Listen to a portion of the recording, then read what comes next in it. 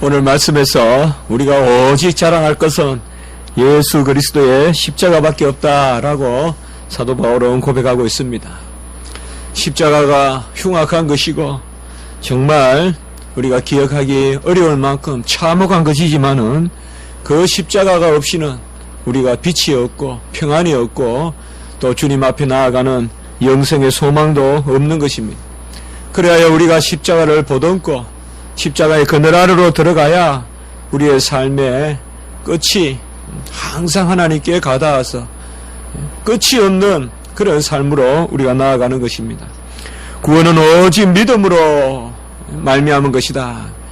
우리가 내 자질이나 내 공로가 아니라 오직 믿음으로 구원에 이르렀는데 그 믿음은 그리스도를 믿는 것입니다. 다른 것을 믿는 것이 아니에요. 하나님을 믿는데 그리스도를 통하여 하나님을 믿는 것. 그래서 그리스도를 믿으면 그게 하나님을 믿는 유일한 길입니다. 그래서 오직 그리스도를 믿음으로 구원에 이르게 되는 것입니다. 그리스도를 믿는다는 것은 그분의 인격과 그분이 하신 일을, 그분은 누구시고 그분은 무엇을 행하셨는지를 다 하나도 빠뜨림없이 믿는 것입니다.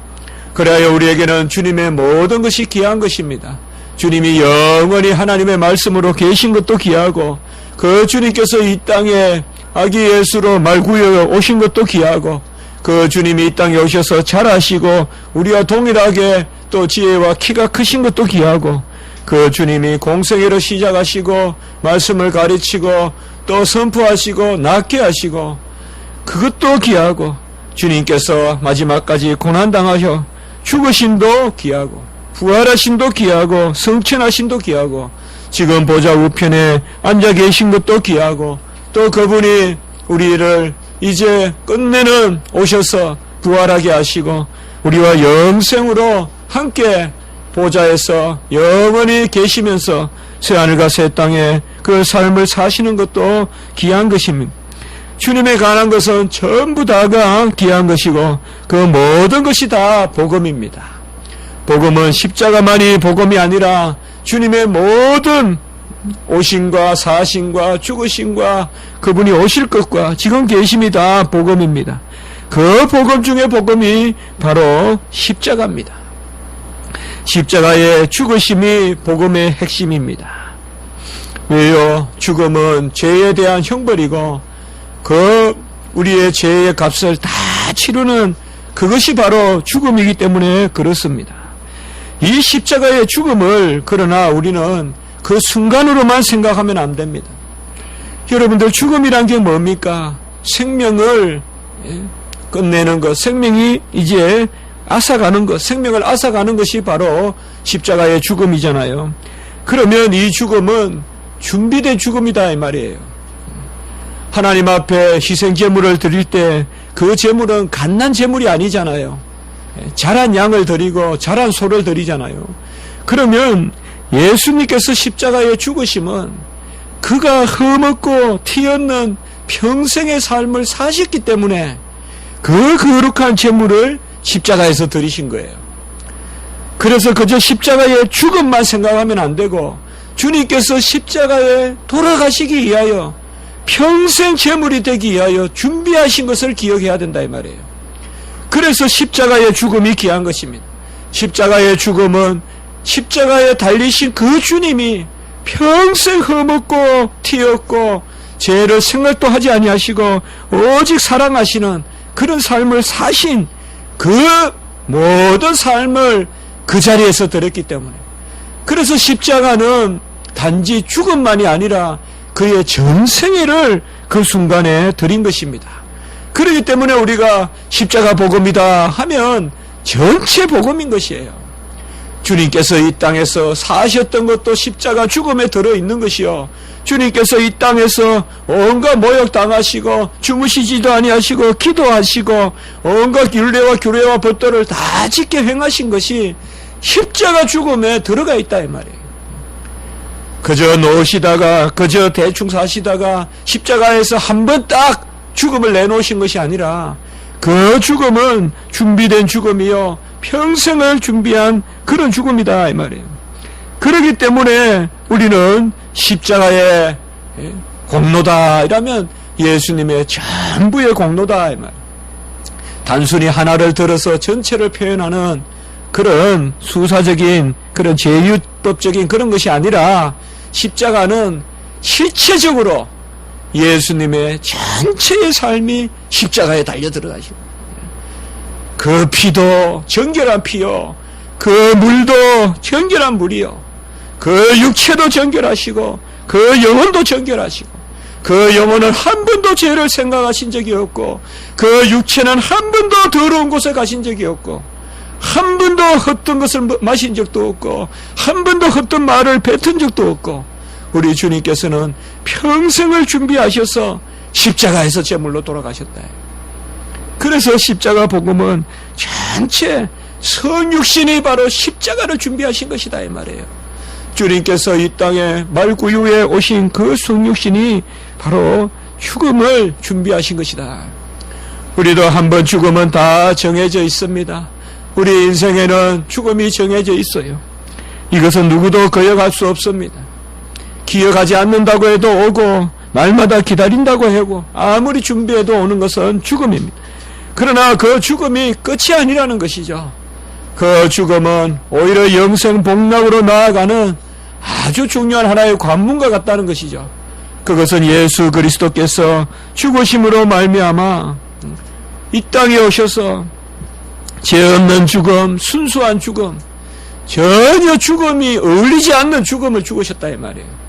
우리는 마땅히 죽어야 하지만은 주님은 죄가 없으신 가운데 죽으셨기 때문에 마땅히 죽어야 될 우리의 죄값을 다 가져가셨다 이 말이에요. 그러니 십자가를 바라보면 우리의 지금의 인생의 의미가 보이는 거예요. 우리도 준비해서 죽어야 되겠다 이 말이에요. 우리도 정결한 가운데 준비해야 되겠다 이 말이에요. 날마다 아무렇게나 사고 대충 살고 마지막 죽는 순간 주님 앞에 고백하는 것이 아니라 주님과 같이 우리도 준비되는 삶을, 우리가 완전하지는 않지만은 날마다 선을 행하고 말이에요. 남을 사랑하고 말이에요. 나는 조금 덜 입어도 남을 입히기에 힘쓰고 나는 조금 덜 먹어도 남을 먹이기에 힘쓰고 이러한 삶을 산다면, 하나님이 우리에게 완전한 것을 요구한다면 우리가 그것으로 말미암아 불평하고 힘들겠지만 부족한 우리의 행위도 받아주시겠다고 약속하셨으니 우리의 인격뿐만 아니라 존재뿐만 아니라 우리의 행위도 받아주신다고 했으니 우리는 그저 움직이면 돼요. 조금만 움직이면 돼요. 내가 의로워서 주를 믿는 게 아니다 이 말이에요. 나는 부족해도 교회에 오면 주님께서 품에 안아주시고 주님께서 다 책임져 주신다 이 말이에요. 그러니 우리는 움직이는 거예요. 우리가 움직이는 것은 내가 머리요 꼬리요 내가 끝이 아니기 때문에 움직이는 거예요. 담대하게 움직이는 거예요. 주님이 나를 위하여 움직여 주시고 주님이 이 땅에 오셔서 모든 생애 가운데서 우리를 위하여 모든 의를 이루셨기 때문에 그런 가운데서 우리가 죽음을 바라봐야 되는 거예요. 죽음은 그저 멀리 있는 것이 아닙니다. 죽음은 우리가 즐겁게 맞이해야 될 것이요, 의미를 항상 생각해야 돼요. 죽음의 의미를 생각하면 이 땅의 삶이 감사한 것입니다. 병원에 가서 누워있는 모습만 봐도 우리가 이렇게 자유롭게 움직인다는 것이 얼마나 감사합니까 여러분들. 우리는 몸이 조금만 찌뿌둥해도 얼마나 힘듭니까. 병원에서 한 달, 두 달 누워 계시면서 이런 모습들을 보면 얼마나 힘들겠어요. 그런 것을 우리가 바라보는 그런 삶을 산다는 것입니다. 주님께서 이 땅에 오셔서 십자가에 다 못 박혀 죽으셨어요. 우리를 위하여 의를 이루셨어요. 세상 죄를 지고 가는 하나님의 어린 양으로 오셔서 모든 죄값을 다 치르셨어요. 그분은 전혀 죄가 없으시고 우리를 위하여 오로지 어린 양의 삶을 사시고 십자가에서 자기 자신을 주셨습니다. 그분에 속한 것이 아니라 그분 자신을 주셨다고 우리가 많이 고백했지 않습니까? 그분을 희생제물로 주셨고 화목제물로 주셨고 감사제물로 주셨습니다. 우리는 십자가만 부여잡으면 부족한 게 없어요. 십자가만 부여잡으면 감사할 것밖에 없어요. 그분이 영혼과 육체 가운데 다 주셨어요. 우리의 영혼의 고통도 가져가셨어요. 우리를 위하여 대신 도구와 감사의 기도를 드리셨어요. 주님께서 모든 것을 다 하셨습니다. 우리가 이런 예수 그리스도의 십자가로 구원을 받았는데 오늘 이곳에 보면 그 십자가의 복음을 전하지 않고 여전히 세상의 공로를 이야기하면서 눈치를 보면서 복음을 전하는 사람들이 있었다. 그것을 이제 책망하면서 오늘 말씀이 전개되고 있는 것입니다. 11절에 보면 사도 바울이 내 손으로 큰 글자로 쓴 것을 보라 라고 이렇게 이야기하고 있습니다. 이것은 우리가 미루어 보건데 사도 바울은 눈이 약했어요. 그래서 이거는 역사도 이야기하고 그래서 눈에 진물이 생기고 눈물이 항상 흐르고 이것을 어떤 분들은 또 다메섹 도상에서 주님의 그런 거역할 수 없는 큰 강선을 보고 그때부터 비늘이 쓰이고 그 비늘이 벗겨지고 하면서 아마 사도 바울에게 이런 평생의 그런 육체의 흔적이 주님의 고난의 흔적이 오늘 17절에 보면 내 몸에 예수의 흔적을 지니고 있다라고 했는데 이 흔적이 바로 사도 바울의 눈이 아니겠느냐 하고 생각해 보기도 합니다만은 우리는 성경이 말씀해 주시는 것 이상으로 너무 생각할 필요가 없습니다. 어쨌든 오늘 말씀해 보면 이렇게 큰 글자로라고 해서 강하게 강조하면서 큰 글자로 썼다는 것을 알 수가 있습니다. 이것은 아마 사도 바울이 글자를 인식하기 어려워서 크게 쓰지 않았는가. 작은 게 안 보이는 사람은 작은 글씨 쓸 수가 없거든요. 큰 것만 보이니까 큰 글자로만 써서 그렇게 편지를 쓰지 않았느냐라고 우리도 생각해 볼 수가 있습니다. 그런데 12절에 보면 물은 육체의 모양을 내려 하는 자들이 있다라는 것입니다. 여기에 육체의 모양이란 말은 원어 그대로 보면 안색을 좋게 한다 이 말입니다. 이 말은 인상을 찡그리지 않는다 이 말이에요. 한마디로 복음을 전하는데 항상 웃으면서 전한다 이 말이에요. 부딪힐 것이 없이 전한다. 그래서 주로 우리가 갈라디아 지방에 보면요. 우리가 사도행전에도 보면 갈라디아 지방에서는 주로 1차 전도 여행에서는 누구를 향하여 전도를 합니까? 유대인들을 향하여 전도를 해요. 그래서 1차 전도 여행에서는 유대인들을 향하여 전도하고 사실은 이때까지만 해도 사도 바울이 이방인의 사도라는 그런 의식이 많지 않았어요. 그래서 이제 2차 전도 여행도 다시 갈라디아 지방이나 이런 데로 가서 그곳에 새롭게 믿은 유대인 개종자들을 이제 사도 바울이 다시 틀을 다지려고 2차 전도 여행을 가려고 했단 말이에요. 그런데 하나님께서는 이 사도 바울을 빌립보로 데살로니카로 보내서 데살로니카에서 보면 바로 헬라인 기부인들이 믿기 시작하고 이방인들이 이제 막 나타난단 말이에요. 그래서 사실상 이 갈라디아서는 상당히 유대인들에게 쓴 글이에요. 그래서 율법을 많이 이야기하고 율법으로 구원에 이르는 것이 아니라 할례로 구원의 표를 삼는 것이 아니라 오직 믿음이다. 이것은 주로 유대인들에게 이야기하는 거거든요. 근데 여기에 이제 이때 보면 바로 이 유대인들, 개종한 유대인들에게 말씀을 전하면서 할례를 그들이 받게 한다 이 말이에요. 할례를 받게 하는데 왜 할례를 받게 하느냐? 부딪히니까 자꾸. 그러니까 좋은 게 좋자 다다익선 뭐 이런 거예요. 여러분의 복음은 그렇지 않습니다. 복음은 다다익선 아니에요. 믿음에다가 다다익선 공로가 있으면 좋고 아닙니다. 오직 믿음이에요.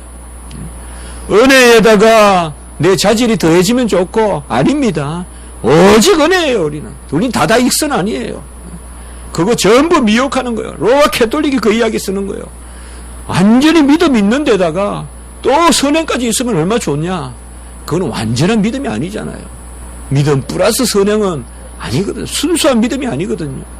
그렇기 때문에 바로 오늘 여기 말씀해 보면 안색을 찡그리지 않고 이 말은 안 부딪히면서 되도록이면 웃으면서 복음을 전하자 이거예요. 그러니까 우리가 조상 때부터 할례를 받아왔는데 이스라엘 백성은 할례가 표잖아요. 그래서 2차 세계대전 때 사실상 급하면 옷을 벗긴단 말이에요.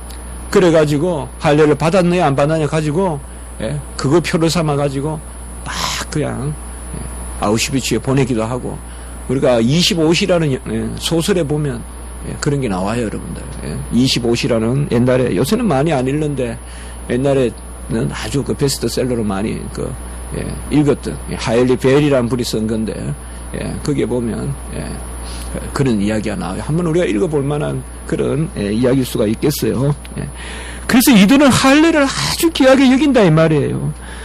그런데 실제로 이제 복음을 전하는 사람들은 할례의 유익이 없음을 알고, 또 의식법과 재판법은 폐지됐잖아요.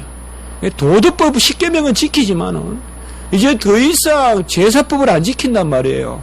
더 이상 월삭을 지키지 않고, 더 이상 어떤 절기라든지 규례를 지키지 않는 그런 가운데 있는 백성들이 이제 이거는 오순절 성명 사건으로 말미암아 다 폐하여졌는 그런 가운데 있는 사람들이 자신은 안 지키면서, 여기에 보면 13절에 보면 너희에게 할례를 받게 하려는 것은 그들이 너희의 육체로 자랑하려 함이라, 이제 이렇게 이야기를 합니다. 이 말은 사실상 아주 우리가 잘 새겨야 됩니다. 복음을 전해서 어쨌든 그들이 편안하게 동의하게 만들어서 그들의 숫자를 가지고 자랑하려 한다 이 말이에요. 그게 그들의 육체를 가지고 자랑한다 이 말이에요. 하나님의 말씀을 있는 그대로 전하는 것이 아니라 할례 받아도 됩니다. 뭐 할례 받고 신앙생활 하죠. 그러면서 그들을 많이 끌어들여서 그들의 육체로 자랑하려 합니다 이 말이에요. 우리가 이렇게 많이 전도했습니다. 이런 사람들을 우리가 모았습니다. 이런 것이 아니라 이 말이에요. 오늘날 우리가 보면 이런 전도법이 많이 나와 있어요. 어떤 방법을 쓰든지 사람들만 우리가 모으면 된다라고 하는 그런 것은 온전치 않습니다. 이들은 바로 여전히 율법주의를 버리지 못한 것입니다. 우리는 율법주의로 내가 무슨 법을 지켜서 하나님의 구원에 이르는 것이 아닙니다. 이들은 복음의 능력을 부인하는 자들입니다. 복음의 능력이 뭡니까? 로마서 1장 16절에 보면 오직 믿는 자들에게 구원을 주시는 하나님의 능력이라고 했잖아요. 오직 믿음의 능력이 있습니다. 고린도전서에 보면 십자가의 도가 멸망하는 사람에게는, 그들에게는 미련한 것이나 우리에게는 구원의 능력이 있다고 했잖아요. 그렇기 때문에 오직 복음의 능력은 예수를 믿는 것이요 십자가를 믿는 것이다 이 말이에요. 그들은 이 능력에 대해서 의식이 없기 때문에 바로 여전히 할례를 더하는 것입니다. 우리가 복음을 전할 때 잘 기억해야 됩니다. 이것은 우리가 해도 되고 안 해도 되는 영역이 아닙니다. 우리가 어디서 음식 규례라든지 의복 규례라든지 이런 것들은 오늘날 자유로워야 돼요. 그거는 십자가에서 다 자유롭게 했어요. 그러나 복음의 본질에 대해서는 타협하면 안 돼요. 불교에 가도 되고 교회에 와도 되고 그건 아니에요. 그렇게는 말할 수는 없어요. 예수 그리스도가 유일하신 구원이라면, 한 주는 교회에 오시고 한 주는 불교 가시고 또 한 번은 뭐 무당에게도 가보고 그렇게 할 수는 없어요. 우리가 비본질적인 것은 아주 넓게 연약한 사람을 고려해서 받아들여야 되지만 이건 본질적인 이야기다 이 말이에요. 할례도 받으라 하면서 십자가의 공로를 말할 수는 없다 이 말이에요. 십자가에서 다 이루셨다 하면서 이제 의식의 법과 재판의 법을 폐지해 줬잖아요. 그래서 자유롭게 하셨잖아요. 더 이상 의식에 매여있지 않게 하셨다 이 말이에요. 더 이상 방구 비둘기를 드리고 더 이상 소를 드리고 양을 드리지 않아도 십자가만 믿으면 구원에 이르게 하셨다 이 말이에요. 이제는 더 이상 성경 세계를 같은 거 바꿀 필요가 없다 이 말이에요. 주님의 십자가만 바라보면 그 안에 십자가의 그늘에 거할 수 있다 이 말이에요. 누구라도 십자가 밑으로만 오면 다 구원에 이를 수 있다 이 말이에요. 이런 복음을 섞어서 전하면 그것이 좋은 것 같아도 그것이야말로 인본주의다 이 말이에요.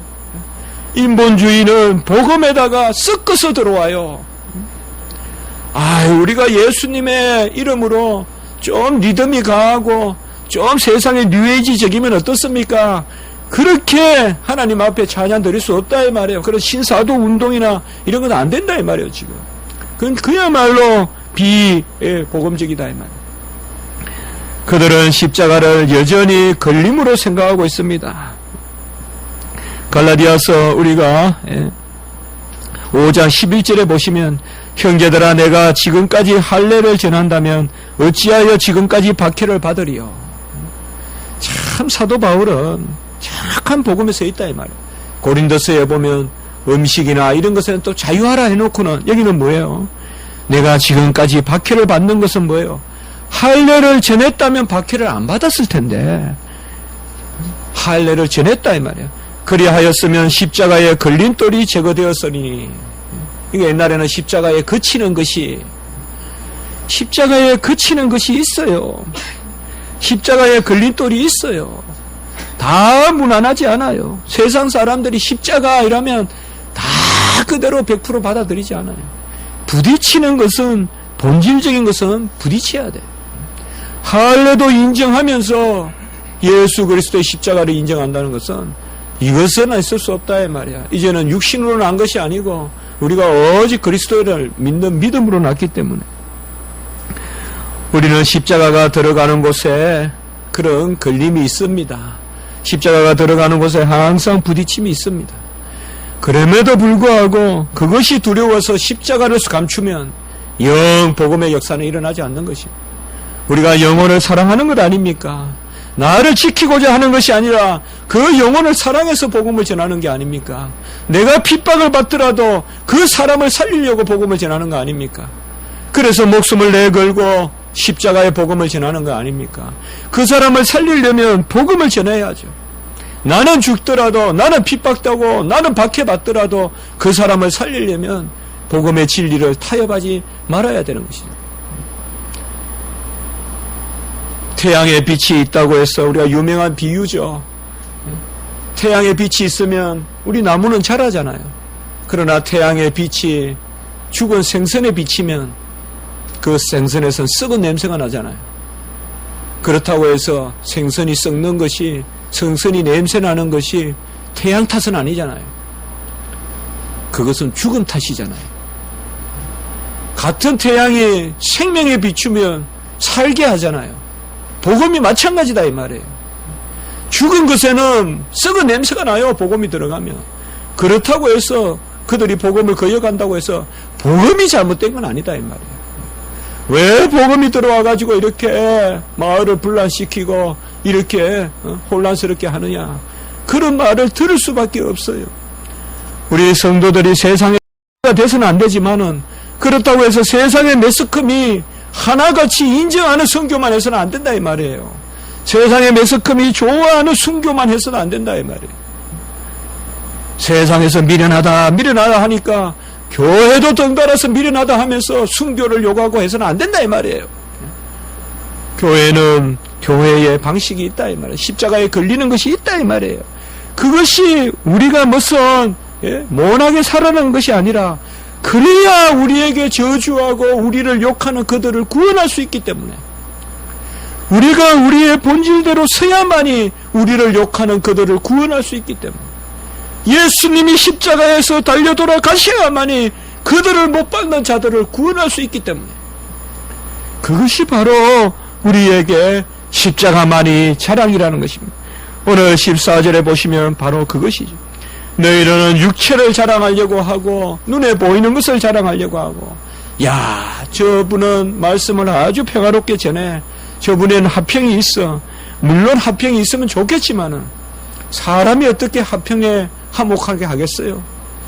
우리는 주의 일을 하나 뭘 하나, 화목케 하시는 분은 성령의 역사요, 십자가의 권능이요, 예수님의 복음의 보혈의 능력이지, 사람이 도덕적으로 가서 화목하게 하는 건 그건 아닙니다.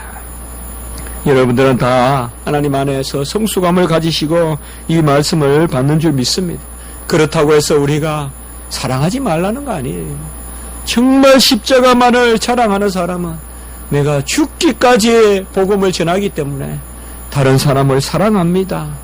그들을 핍박하지 않습니다. 그들을 끝까지 부여안고 나가는 것입니다. 진리를 위한 고난은 어떻게 보면 필연적입니다. 사도 바울은 고린도 후서에서 보면 하도 사람들이 자랑하니까 부득불 내가 한마디 해보겠다 하면서 고린도 후서 11절에 보면 자기 이야기를 하죠. 이것도 복음을 위해서 내가 굳이 하라면 하겠다. 너희들이 너무 자랑을 하니까. 그러면서 수고를 넘치도록 하고 옥에 갇히기도 하고 매도 수없이 맞았다고 하면서 유대인들에게 당한 고난을 이야기하죠. 40의 감한 매를 5번 맞았고, 이 말은 유대인들은 거기 율법에 보면 40대까지는 못 때리고 해요. 40대 맞으면 죽는 줄 알기 때문에 39대까지 때린다 이 말이에요. 그것을 5번 맞았고, 그리고 3번 태장으로 맞았고, 태장이라는 말은 큰 장을 놓는 거예요. 우리나라로 말로 하면 장은 뭐냐 하면 죽으라고 때리는 거예요. 옛날에 제가 역사실록을 읽어보니까 작년인가 한번 쭉 그냥 우리나라 실록을 한번 읽어본 적이 있는데요.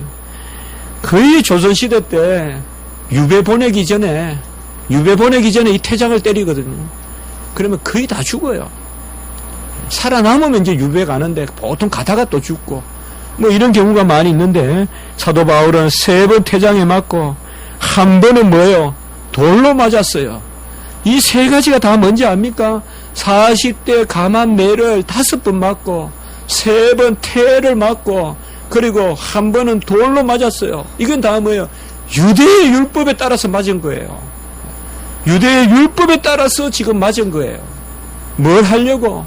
할례의 복음이 있다는 게 아니라 주 예수 그리스도의 십자가의 복음이 있다는 걸 전하려고 말이에요. 할례로 타협할 만해요. 베드로도 어느 정도 타협했어요. 이방인과. 그러나 아닌 것은 타협할 수 없다 이 말이에요. 아까도 말씀드렸지만은 음식, 우상의 제물 이런 것은 사도 바울이 덕스럽게 하라 그랬어요. 시험에 들지 않게 연약한 자를 세워주라고 그랬어요. 그러나 이런 본질적인 것은 우리가 타협할 수 없다. 그래서 부득불 내가 자랑할지니 고린도후서 11장 30절에 보면 바로 내가 연약한 것을 자랑하리라 라고 이렇게 말하고 있습니다. 얼마나 대단한 신앙입니까? 나의 약한 것을 자랑한다. 우리는 예수 그리스도의 십자가 외에는 자랑할 것이 없습니다. 내가 전면에 나가서 자랑받을 것도 없고 칭찬받을 것도 없습니다. 십자가를 자랑하는 유일한 길은 십자가를 지는 것입니다. 십자가를 지는 최고의 길은 복음을 전하는 것입니다. 그러므로 복음을 전하는 것이 십자가를 지는 것이에요.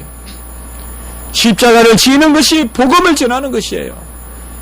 복음을 전하는 것이 뭐예요? 십자가의 고난을 당하는 것이에요. 복음은 십자가는 고난의 복음인데 복음을 전하는 것은 그저 세상과 타협하는 게 아니다 이 말이에요. 그래서 복음이 십자가의 복음이면 우리의 복음을 전하는 모습도 십자가를 닮아가는 것이다 이 말이에요. 예수 그리스도의 십자가를 쫓아가는 것이다. 그래서 14절에 보면 내가 십자가 외에는 자랑할 것이 없는데, 그러면서 그 후반부에 보면 뭐예요? 나를 대하여 십자가에 못 박고, 이 말은 나의 자신을 못 박고 먼저 내 욕심을 없앤다 이 말이에요. 세상을 향한 내 욕심을 다 십자가에 못 박는다 이 말이에요. 여러분, 세상을 이기려면 세상의 욕심, 정욕, 자랑 못 박으십시오. 그러면 하나님 여러분 크게 쓰실 것입니다. 세상의 욕심에 갇혀서 세상을 바라보니까 세상의 꼴이밖에 안 되는 것입니다. 우리가 십자가에 못 박으라는 말은 세상의 삶에 지지부진하게 살으라는 게 아닙니다. 십자가의 도는 우리에게 능력이요, 하나님이 우리를 세상에서도 흥하게 하십니다. 그렇기 때문에 내 자신을 십자가에 못 박고, 그 다음 말씀 잘 보셔야 돼요. 내가 또한 세상에 대하여 그러하리라. 이 말은 세상도 나를 못 박게 만들어야 돼요. 여러분 어떤지 몰라도 저는 이 말씀을 많이 생각했습니다. 제가 제 친구들을 기억 안 합니다. 저는 특별히 주의 종의 길을 가기 때문에. 고시 1년 동안 얼마나 저는 본래 친구가 많았습니다. 고등학교, 중학교 때, 대학교 때 많았습니다. 1년 만에 싹 다 친구 다 버렸습니다. 한 친구만 남아있었어요. 그 친구가 제 기도원까지 찾아왔는데 두 말 안 하고 제가 보냈습니다. 나는 옛날에 내가 아니라면서 보냈어요. 그리고 그럴 때 제 마음속에 이 말씀이 있었어요. 그들도 나에 대해서 소망 갖지 못하게 하라. 내가 그들과 단절했으면 그들이 내 칭찬하고 이런 것도 바라지 마라 이 말이에요. 이게 이 말이에요. 내가 십자가에 못 박고 세상이 또 나를 향하여 십자가에 못 박히고 여전히 내가 세상에 못 박았다 하면서 세상에 칭찬 바라고 오늘 여기에 다른 제자들과 같이 얼굴색을 좋게 해서 세상에 칭찬받기 바라고 그렇게 하지 말라는 것입니다. 내가 세상을 향하여 십자가에 못 박았으면 세상이 나를 향하여 던져주는 어떤 그런 세상의 유혹이나 세상의 자랑 같은데 매여있지 마라 이 말이에요. 오늘 말씀에서 우리는 십자가의 이 복음을 듣습니다. 십자가의 복음은 그렇다고 해서 세상과 무관하냐? 아니라 이 말이에요. 그때야 비로소 우리가 세상을 사랑할 수 있다 이 말이에요. 그때야 비로소 진정한 십자가의 아가페의 사랑을, 헌신적인 사랑을 할 수 있다 이 말이에요. 세상 속에 내가 머물러 있는 이상 여전히 내 공로를 따지게 되고 여전히 내가 더 받으려고 한단 말이에요. 우리는 절대 십자가를 부여하지 않고는 안 받으려고 하지 않아요. 모든 것은 받으려고 하는 것이에요. 어떤 칭찬도 대가가 없는 칭찬이 없어요. 세상에는. 여러분들 무작정 칭찬 안 합니다. 어떤 것도 대가를 다 가지고 있습니다. 오직 십자가만이 대가를 요구하지 않아요. 십자가는 무조건 주시는 거예요. 그래서 오늘 말씀 보시면 16절에 십자가에 들어가면 평강과 긍휼이 있다 이 말이에요. 십자가가 없으면 매일 쫓겨요. 매일 불안해요. 주고도 불안하고 받고도 불안해요.